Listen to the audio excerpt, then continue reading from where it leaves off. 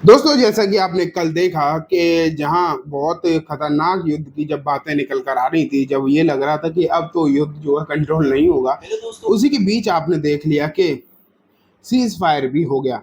America के intervention से भारत पाकिस्तान दोनों ही सीज फायर के लिए राजी भी हो गए एंड मामला जो है शांत हो गया, एक तरीके से आपने देख लिया।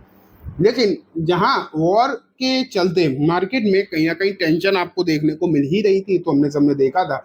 लेकिन अब जब ये सीज फायर हो गया है, तो क्या अब मार्केट में एक बड़ी तेजी देखने को मिलेगी कल?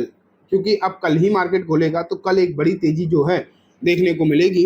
इसके ऊपर भी जो है बातें निकल कर आ रही हैं। अब ना यहाँ पर दो चीजें देखने को मिल रही हैं एंड जिसके चलते लगता है कि हाँ, एक बड़ी तेजी जो है भारतीय मार्केट में नजर आ सकती है। एंड स्पेशली आप ये मान के चलिए, कुछ कंपनीज बहुत बढ़िया करती हुई दिखाई दे सकती हैं। आज की इस वीडियो में जो है हम उसी के बारे में चर्चा जो है करने वाले हैं। ठीक है, तो ये तो आपको मालूम पड़ गया कि सीज फायर हो गया। अब हो क्या रहा है कि भारत में बहुत सारे लोगों को ये सीज फायर पसंद आया। उन्हें लगा कि ठीक है, शांति हो जाएगी, माहौल सही हो जाएगा, लोग जो जान भी जा रही थी बहुत सारे लोगों की, वो भी चीज़ें जो है रुक जाएंगी, अब तसल्ली हो जाएगी। इस तरीके की बातें आपने देखी। लेकिन वहीं बहुत सारे लोग ऐसे हैं जिन लोगों को ये लग रहा है कि नहीं यार, ये सीज फायर नहीं होना चाहिए, और इसमें ना कहीं एक तरीके से देखा जाए किसी लेवल पर जाके तो पाकिस्तान को फायदा हुआ है। और अगर मैं आपको अपनी सोच बताऊं तो हाँ, मैं भी उन्हीं में से हूँ जिन्हें इस बात के लिए तो मुझे खुशी है कि लोगों की चलो जान अब नहीं जाएगी, जो लोगों को तकलीफ थी वो भी कम हो जाएगी। लेकिन हाँ, ये मुझे भी लगता है कि कहीं ना कहीं इस सीज फायर से और इन सब चीज़ों के चलते भी कहीं ना कहीं फायदा जो है, अल्टीमेट फायदा जो है, लास्ट बेनिफिट जो है वो पाकिस्तान को पहुंचा है। क्योंकि आपको लग रहा होगा कि वहां तो बहुत सारे लोग मारे गए हैं, कुछ ऐसे लोग भी मारे गए जो भारत जिन्हें टारगेट करना चाहता था वो भी गए। लेकिन उन्हें इस बात का फर्क नहीं पड़ता, क्योंकि उन लोगों के यहाँ तो एक तरीके से आप ये मान के चलो कि फैक्ट्री लगी हुई है, आतंकवाद की फैक्ट्री है वहां पर। तो उन्हें कोई फर्क नहीं पड़ता, आप 100 मार दो, 200 हजारों मार दो, उन्हें इस बात से कोई फर्क नहीं पड़ता। तो फैक्ट्री में जब कोई सामान डाला जाता है ना, मोल्डिंग होती है, आपने जहाँ मोल्डिंग मशीन जानते हो, इधर से डालते रहो मटेरियल, इधर से तो निकलता ही रहता है, तो वो उनका सिस्टम है। तो उन्हें इस बात से कोई फर्क नहीं पड़ता, आपने 100 मार दिए, 200 मार दिए। आपका अगर एक नागरिक भी मारा जा रहा है तो आपको तकलीफ है और आपका नुकसान है, उन्हें इस बात से कोई फर्क नहीं पड़ता।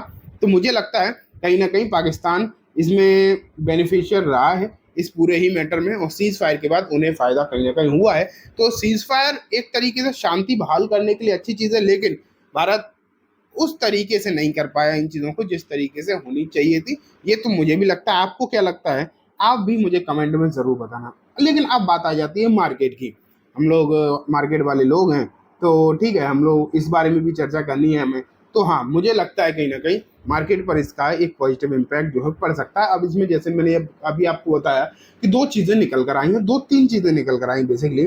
कि एक तो यही कि सीज फायर हो गया, भारत पाकिस्तान के बीच में अब शांति बहाल हो जाएगी। हालांकि उन्होंने कल रात में कोशिश करी थी सीज फायर के बाद भी, तो आप 100% नहीं कह सकते कि शांति बहाल होगी, क्योंकि हो सकता है आज वो फिर से कुछ ना कुछ कर दे। तो कहीं ना कहीं इस बात की पॉसिबिलिटी बनी रहेगी। लेकिन फिर भी एक तरीके से सीज फायर हुआ है, तो हो सकता है कि अब शांति हो जाएगी। तो इसका फर्क जो है मार्केट पर कल पड़ सकता है। लेकिन अमेरिका के राष्ट्रपति डोनाल्ड ट्रंप की तरफ से एक बयान आया है कि वो और बिजनेसेस को बढ़ाने की कोशिश कर रहे हैं, भारत पाकिस्तान दोनों से। अब हम यहाँ पर पाकिस्तान कर देते हैं साइड में, हम करते हैं बात अपने देश की। अगर हमारे देश में बिजनेस की कोई भी अपॉर्चुनिटी बढ़ेगी और ज़्यादा होगी, तो उसका भी फायदा कहीं ना कहीं मार्केट को होगा, कंपनीज को भी होगा। साथ में अमेरिका ने जो चाइना पर जो टैरिफ लगा रहा था ना, वो भी रीसेट कर दिए हैं, वो भी अब घटा दिए हैं। तो वो भी मार्केट पर प्रेशर जो है वहाँ भी थोड़ा सा कम होता हुआ देखने को मिलेगा। आप सोच रहे हो कि चाइना में फर्क पड़ेगा, पॉजिटिव है, तो हमारे लिए इससे क्या मतलब फर्क पड़ता है? ओवरऑल मार्केट जियो पॉलिटिकल मतलब मार्केट, ग्लोबल मार्केट का भी फर्क पड़ता है। तो ओवरऑल टेंशन जो है थोड़ी सी कम हुई है मार्केट के लिए, एंड ये एक बेनिफिट रहेगा मार्केट में। कल एक तेजी हो सकती है, इस बात के जो चांसेस हैं वो काफ़ी ज़्यादा है, इसमें अब कोई भी डाउट वाली बात नहीं है। लेकिन अब बात ही आ जाती है कि ठीक है, मार्केट तो ठीक है, जो होगा सो होता रहेगा, लेकिन कंपनीज कौन सी चलेंगी, फायदा होगा कि नहीं? कंपनीज के तौर पर अगर हम देखें तो कहाँ सबसे ज़्यादा फायदा हो सकता है? लेकिन सबसे पहले बात आती है मार्केट की। तो मार्केट का एक लेवल जो है 24,500, अभी 500 पॉइंट दूर है, क्योंकि 24,000 के आसपास क्लोजिंग हुई है। तो डिसाइसिव तेजी तो उसी के बाद आएगी। लेकिन अगर हम कंपनी के तौर पर बात करें तो कुछ ऐसी कंपनी दोस्तों जिन्हें एक तो सबसे ज्यादा नुकसान हो रहा था इन सब मैटर में, उन्हें फायदा हो सकता है, उनमें तेजी हो सकती है। जैसे कि सबसे ज्यादा नुकसान किन्हें हो रहा था, आप जैसे सोचो, सबसे ज्यादा नुकसान झेल रही थी कंपनीज ट्रांसपोर्ट वाली, जैसे कि फ्लाइट वाली aviation company Indigo and spice jet, उन्हें सबसे ही ज्यादा दिक्कतें थी। उनके आधे रूट बंद हो गए थे, फ्लाइट कैंसिल हो रही थी, कभी कुछ हो रहा था, कभी कुछ। सबसे ज्यादा इम्पैक्ट जो है इस सब पूरे मैटर का पड़ ही वहां रहा था। तो आप ये मान के चलो कि इंडिगो को इन चीजों का जो है कहीं ना कहीं फायदा होता हुआ नजर आ सकता है। इस बात की जो चांसेस हैं वो काफी ज्यादा हैं। तो अब मैं ये नहीं कह रहा कि अब आप जाके इंडिगो खरीद लो, मैं ये नहीं, इंडिगो खरीदने खरीदने वाली, इंडिगो इंडिगो वैसे भी एयरलाइन वाली जितनी भी कंपनी है, कहीं ना कहीं उनमें टेंशन जो है बनी ही रहती है। तो खरीदने खरीदने वाली बात अलग है, मैं ये नहीं कह रहा कि आपको क्या खरीदना है क्या नहीं खरीदना, वो आप डिसाइड कर लेना। लेकिन मुझे लगता है कल इंडिगो एंड स्पाइसजेट में तेजी के चांसेस जो है बन सकते हैं। एंड वो कंपनी जो हॉस्पिटैलिटी सेक्टर में, जैसे कि होटल वाली कंपनी, रेस्टोरेंट वाली कंपनी, उन्हें भी फायदा हो सकता है। इसमें भी आईटीसी आती है, आईटीसी होटल आता है बेसिकली, आईएच होटल आता है, चैलेट आता है, लेमन ट्री आता है, इंडियन होटल आता है, दुनिया भर की होटल वाली कंपनी है, नाम से कोई फर्क नहीं पड़ता।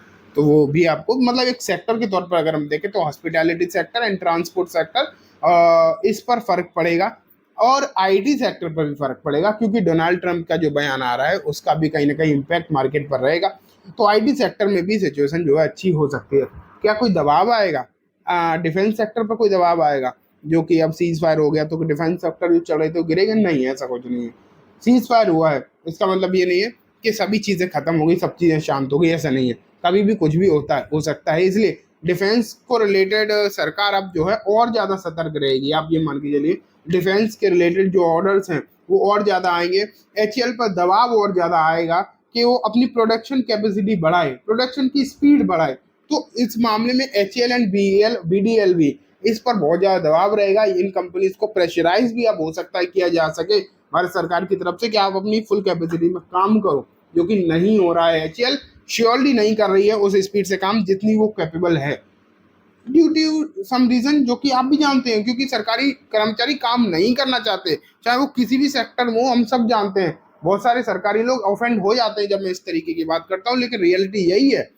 आप अगर नहीं जानते तो आप जाकर देख लो किसी भी सरकारी कंपनी में। मैं तो इस फील्ड से हूँ, मैं तो एक इंजीनियर हूँ, तो मुझे सरकारी फील्ड की चीज़ों का अंदाजा है, मैंने ट्रेनिंग करी है सरकारी इंजीनियरिंग कंपनी में, बीएचईएल वगैरह में। मैं इन सब कंपनीज में गया हूँ, बीएचईएल, एचएएल, तो मुझे पता है इनमें कौन किस तरीके से काम करता है। तो आप ये मान के काम नहीं होता इन कंपनीज में, जितनी कैपेसिटी है उसका आधा भी काम नहीं करके देते ये लोग। तो हो सकता है इन कंपनी पे प्रेशर सरकार बनाए और प्रोडक्शन कैपेसिटी को बढ़ाने की कोशिश करे। तो इन पर कोई दबाव नहीं आएगा, बल्कि आप ये मान के चलिए इनमें भी अपॉर्चुनिटीज आने वाले दिनों में बनेंगी ही। तो नजरें तो आपको इन कंपनीज पर भी रखनी चाहिए। तो चलो दोस्तों, कल की उम्मीदें अच्छी हैं, उम्मीद है आपको सब कुछ अच्छे समझ भी आ गया होगा। अब मैं इस वीडियो को यहीं खत्म करूंगा। जाने से पहले बस एक बार फिर से बोलना चाहूंगा, वीडियो पसंद आई हो तो लाइक करना, चैनल को भी जरूर सब्सक्राइब करना। एंड आजकल एक बार फिर से डीमेट अकाउंट हैकिंग की खबरें आने लगी हैं। अगर आप उसे बचना चाहते हैं तो मैंने पिछली वीडियो में कंप्लीटली एक्सप्लेन किया है, नहीं देखा है तो लेफ्ट वाली राइट वाली वीडियो पर जाकर तुरंत देख लो। Thank you.